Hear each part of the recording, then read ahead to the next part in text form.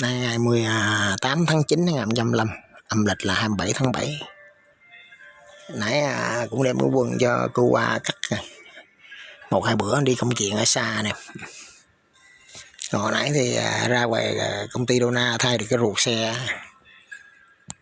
Thay được cái ruột 93585.